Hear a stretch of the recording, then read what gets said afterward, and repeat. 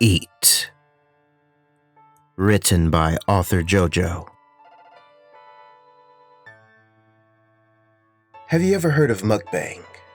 I mean, I'm sure you have. It's become fairly relevant as of late, and has had its share of controversies. I can guarantee, however, that even the most disturbing things you've heard about the genre are nothing compared to what I went through. For those who don't know, Mukbang is a type of video where an individual consumes mass quantities of food, essentially. I think it's supposed to trigger an ASMR-like response in some people. I'm honestly not sure why people enjoy it unironically, but people do. There have been issues regarding seafood that is still alive during consumption, stuff like that. I've honestly never had much interest in it, and I've only heard about it during passing. Never seemed like it was something that would tickle my fancy, until I didn't have much say in the matter. One night, out of the blue, a close friend asked me if I was up to going out and grabbing a drink. I wasn't doing anything, so I threw my coat on and met him at the bar. We sat and caught up with each other as it had been a while since we were together. Bottle after bottle, I felt my limbs getting heavy and my face getting warm. Before I knew it, he was telling me he had to head home. Told his wife he wouldn't be out too late, and once his Uber arrived, he was gone. I was sitting alone. I was close enough to home that I could walk, but wanted to finish my drink before heading out. The glass bottle still cold under my fingertips, I felt another presence sit down in the seat my friend had been in. Thinking it was him, I turned and spoke. "Back so soon?" I could feel my cheeks turning red as I laid my gaze upon a face that was certainly not my friend sitting next to me. "I think I'm right on time." The woman spoke through a welcoming smile, the kind that recognized my embarrassment and tried to settle it. She motioned for the waiter. When he arrived, she went to his ear and whispered something to him. Sitting back, she looked back at me with the same warm glare. "What's your name?" she questioned. Under the influence and embarrassment, I had momentarily forgotten my name. Kenneth, but Kenny is fine." I chuckled out, downing the rest of my drink. Just then I heard the familiar sound of glass against wood. The bartender had placed 2 glasses down with what looked like a shot of whiskey in each.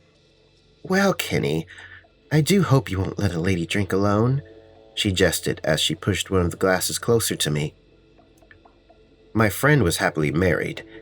I, however, was not.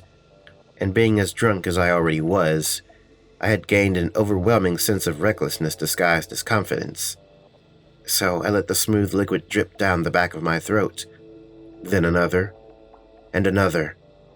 Eventually, I had lost track of time. It isn't often a beautiful young woman sits next to you and offers you a drink or several. I guess that should have been the tip-off. Then she smiled again. "I think we should get you home." Her words were warm and potent, almost stronger than the drink I had just downed. I wanted to protest, but when someone else points out how drunk you are, you're suddenly very aware of yourself. There was no way I could manage to walk through, so I began fumbling for my home. She reached over and touched my hand. "I got it, hun." She pulled her phone up and lifted it to her ear. She spoke low into it, almost like she didn't want me privy to her conversation. Within the minute, she brought the phone down and looked back at me. "It'll just be a few minutes." So we waited, filling the time with more ramblings, mostly from my mouth anyways. As she looked out the window, I saw the beams of a headlight rest on her face. She looked just the same as when I first saw her. Everyone reacts differently to alcohol, sure, but her features and stance hadn't dropped at all. She was stone-faced. "He's here," she said, helping me up from the bar stool. Standing up, I became all too aware of just how drunk I was. The fact that I remember any of it is a miracle. With her arm around my waist and my arm over her shoulder, she led me to the vehicle waiting outside. It was a fairly older-looking car with none of the usual lighting and signs you'd expect from a rideshare service. "This is Uber? I trickled out, my words slurred and as hazy as my vision was becoming. No, it's a different service. Don't worry, he'll get you where you're going. She reached out and opened the car door, gently setting me on the seat before closing it. Hey, man, I said to the driver peering at me via the rearview mirror as the woman opened the door on the other side to slip in. He's not much of a talker, she said in a very matter-of-fact manner, like she had a closer relationship with the driver than just being a client. We're good, she said to the driver, and I felt the car stutter to life. Questions were starting to swirl in my mind, concerns trying their hardest to surface through my intoxication. It wasn't just intoxication, though. I was becoming to feel immobile. Slumped against the car door, I couldn't move an inch. I couldn't speak. I was a passenger in my own body. One concern did make it to the surface, however. Just before my vision went blank, I remember thinking, I never told them where I lived. There's no way I could tell you how much time had passed. Even when I felt my eyes open, I was unsure if I had opened them at all. My vision was so dark that it felt like I was still dreaming. If it wasn't for the pounding in my head, I would have tried to wake myself up. I found that I was still unable to move my body, but this time, it was because my limbs were restrained. It felt like thick bars of iron were wrapped around my wrist and ankles. Slowly, my senses returned. I could feel the wooden chair I was sat on. I could smell a foul odor permeating the damp air around me. It almost stung my throat to breathe it in. More and more frantically, I started moving my body around, jerking limbs to try and feel them. Amazing how a rush of adrenaline can stave off the side effects of a hangover. I became aware of the cloth around my eyes being the reason I was unable to see my surroundings, and even more so, I became aware of the breathing behind me. When I felt a hand touch mine, I instinctively tried to pull away until I heard the metal holding my wrist give off a click, freeing my hand. It was hard to move at first, but the tingling sensation of blood returning to it conducted my motor functions, and then my other arm was freed. I wanted to use this advantage to try and escape, but I was naive to my situation. My wrist was still bound, and I didn't know where I was, what was going on. With a sober mind, remembering the night before, it wasn't hard to surmise that I had been kidnapped. "Do you want?" I asked, trying my best to sound calm and doing a terrible job. "Eat." The voice was familiar, less warm and welcoming than it had been. The woman standing behind me, that just last night was sitting next to me. I sat for a moment trying to understand her demand. That's when I felt a thin strap of rubber smack harshly against my bare forearm. The pain caused me to reach out my hand, and that's when I felt the table in front of me. Another whip against my arm, another wince in pain, and I was investigating the table until my fingers landed on something warm sitting in a large bowl. "Eat," I heard the reminder behind me. Nervously, I plunged my fingers into the bowl, feeling my hands submerged in hunks of jagged, cut-up meat. The texture felt like pork, so I pulled a smaller piece out and put it up to my mouth. I kept the meat there for a moment, smelling the source of the foul odor. It would have made me gag if it wasn't for the smack against my arm that jolted my body into action. I placed the meat in my mouth and used my teeth to tear a piece off. I expected to throw up, but the meat wasn't as nearly as disgusting as I had thought it would be. It wasn't good by any means, but it was edible. "Keep eating," she demanded. Knowing I could stomach the food made it easier. The hardest part was eating through the acid reflux that accompanies a hangover, but I knew if I slowed down, I would receive another lash, and I didn't know how long those lashes would be contained to just my arm, as I was well aware I had been shirtless upon waking up. The meat was admittedly tough, but my teeth are healthy, and so I was able to gnaw away at it until I was able to swallow. I figured it had to be some kind of fetish. I was quickly recognizing the setup before me. large piles of food and dipping sauces off to the side. She continued wanting me to eat faster and faster. Whenever I slowed down or took a moment, I felt the plastic whip across my back, nearly causing me to heave my food up. My fingers began being coated in my saliva, shoving pieces of meat into my mouth one after the other, all varying in sizes. I quickly felt my stomach getting full, but my cries of protest were met with punishment. Tears would be running down my cheek if they weren't caught by the cloth still around my eyes. I started becoming hyper-aware of each chew-up bit in my mouth and the vicious liquid coming from the meat. I had made a decent dent in the bowl, but when I put another piece in my mouth and started to chew, I could instantly tell there was no way my body was going to let me swallow it. I tried to bide my time with chewing, but she slashed my back again. In reaction, I started swallowing, but as I did, I could feel more meat coming up than going down. There was a wet trickle accompanied by small thudding in between my legs as larger pieces of meat landed on the wooden chair and floor. My mouth had become a warm mess of bile and grime from my stomach. It had become so sticky and thick that it was hard to expel from my mouth, forcing me to breathe through my nose. A ball of hot air rose from the stomach and pushed out the pooled liquid in my mouth, out onto my legs. I felt thin trails of saliva and meat running down my bare inner thighs as I leaned over, heaving and trying to catch my breath. "Eat," the woman spoke behind me. It felt like I was drunk all over again, limbs heavy and body refusing to move. "I can't. I'm sorry, I can't." My words were weak and all I could muster. When I spoke, I could feel how sore my throat had become in such a short time. I knew the moment I put more of that food in my mouth, my body would reject it by any means. I could still feel some of it settling in my stomach. I hadn't gotten all of it out yet. "Okay, you're all done then," she spoke. The words were warm again. I internally begged with God that it was just some feeding fetish, that she got her kicks and would let me go on my merry way with a stomach full of mystery meat and a mouth full of grit. I felt her slender fingers slip under my blindfold and pull it up. I questioned myself on why I didn't take it off when my hands were freed, but something told me I wouldn't be allowed to. With my vision no longer obscured, I stared forward, waiting for my eyes to adjust to the light, feeling the sweat that had formed under the blindfold meeting the warm air, making my face feel cold for a moment. The haze slowly dissipating, I looked at the large glass bowl in front of me. It was the whole deal.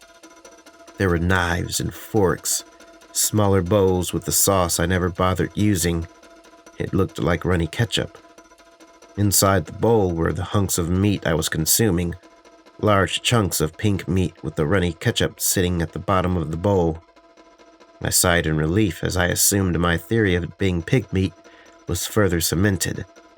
It didn't seem like it was cooked to a safe level, but at least I knew what I had been eating, until my peripheral vision kicked in. Out of the corner of my eye, I saw a figure sitting in another chair. In front of the figure was a setup like mine, a bowl with meat in it. Most of it was missing, presumably eaten. Their meat, however, had started to gray and show age. He was slumped over. It didn't take much deduction to see he had died before I even arrived. "What did you do to him?" I questioned the woman behind me, pain accented in my throat with each word. "I just figured you'd be hungry when you woke up, so I had him help out."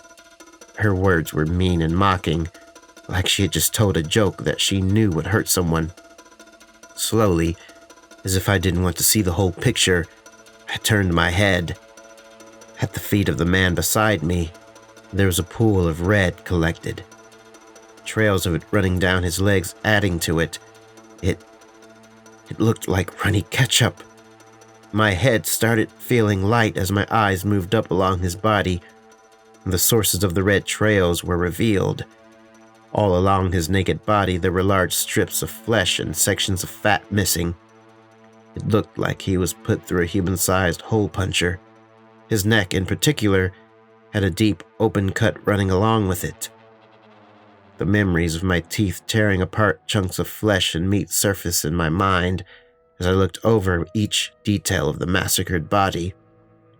I could feel the swill in my stomach starting to stir and rise into my mouth, spilling onto the floor. More heavy breathing allowed me to remember how it all tasted again. I could have thrown up again and again, but I had nothing left in my stomach to offer to the concrete. "You're just gonna waste your food, huh?" "They won't like that," she intruded. I turned back to the bowl of meat in front of me, realizing that this wasn't for her. She wasn't getting off on doing this to me. She was getting paid. I stared directly into the red, blinking light across from the table, the shape of a camera becoming ever clearer in my eyes. Then I noticed the chair to the other side of me.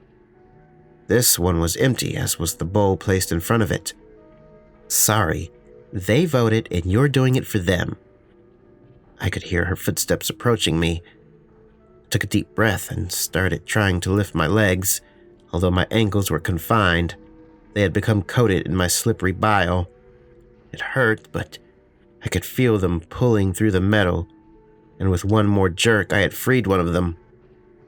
The other came out much quicker when I just pulled as hard as I could. I figured from behind it must have looked like I was struggling and not making progress, as she kept walking towards me at the same casual pace. I stared hard at the red blinking light as she reached me and placed a knife to my throat. "I wonder how you'll taste," she mocked as she began pressing the knife. With the limited energy I had, I pushed down on the floor, tilting the chair back and putting her off balance. We both went crashing to the floor. I heard us both thud against the concrete, followed by the sound of metal hitting stone. Quickly, I spilled out of my chair and ran to the source of the noise. My fingers swept up the knife before she could get her bearings. Holding the knife in her direction, I stared intently at her. I thought about leaving for a moment, but then I caught the bowl of meat on the table. She looked at me. Her eyes had become frightened and puppy-doggish. "Please, they make me do this," she pleaded. "What's your name?" I demanded, realizing she hadn't mentioned it to me. "Andrea," she confessed, holding her hands above her head. Her body had started to shake. I could feel the cold air of the exit behind me, but I could still taste the meat coating the inside of my mouth. "Well, Andrea, I do hope you won't let a fella eat alone," I mustered out. Oh, the look in her eye. You should have seen the fucking look in her eyes. Her head turned towards the bowl of meat on the counter. On the floor, I could see the cell phone she had used the previous night to call whoever she called. On the screen, lit up, was a new poll. I couldn't help but smile at the result. "Looks like they agree," I continued. We locked eyes for a moment, and then she looked at the screen. Something had drained out of her, as hope slipped through her pores. "Eat," I demanded. She rose to her feet and walked over to the table. She sat at the table and observed what was left in the bowl. I grew defensive when she picked up the knife on the table and looked back at me while she sat in the chair. "They'll never let you go," she responded, her words empty as her face. Then she quickly brought the knife up and dragged it across her throat. Red spilt down her neck and soaked into her clothing as the room grew silent. I watched the life drain from her, wondering what it was that dragged her into all of this. The blinking red light from the camera went blank. The glow from her phone's screen went blank.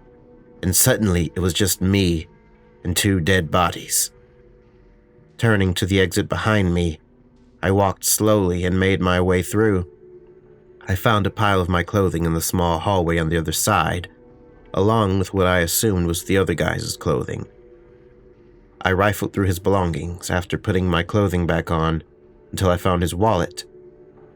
Opening it up, I saw his ID and removed it from the sleeve. Leaving the compound I was in felt surreal. It was just some worn-down apartment building that likely hadn't been used in years. I walked out into the open air, appreciating how the chill felt as I filled my mouth. There was a trail of light that led back to a car, the same car that the woman shoved me into, and leaning against the driver's door was the same man. He turned to face me when my feet dragged across the gravel. I watched the smoke plume from his mouth. "Well, that's surprising," he said, not even a hint of concern in his voice. He didn't even flinch when I rose the knife up in his direction.